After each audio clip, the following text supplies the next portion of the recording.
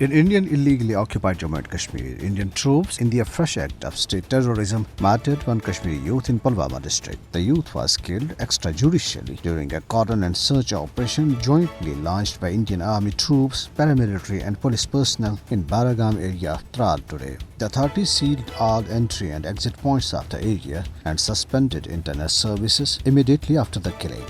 The All-Party Hurriyat Conference spokesman, in a statement issued in Srinagar, strongly condemned the ethnic cleansing of Kashmiris by Indian occupation forces in the territory. Besides killing, the spokesman said the Modi regime is making illegal constructions for non-state subjects in the name of Pandit community to change the demography of Jammu and Kashmir. The APHC urged the United Nations to prevent India from converting Muslims into a minority in the disputed territory.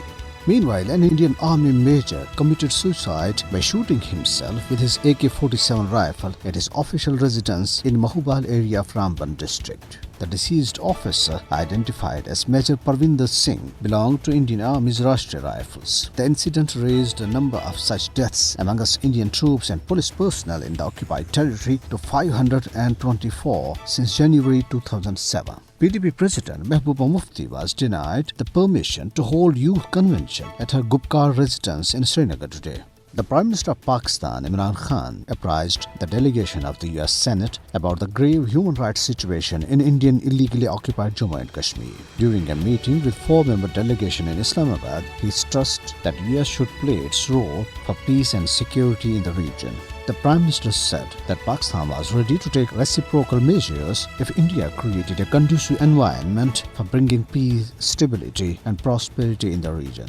Tehreek-e-Kashmir UK held various meetings in the United Kingdom in connection with the International Human Rights Day to remind the world that the people of illegally occupied Jammu and Kashmir are denied their basic fundamental rights by India. Suppression of freedom of speech has intensified under the RSS-backed Modi regime in the modern-day India, while an environment of intimidation and threat has been created for journalists and social media users.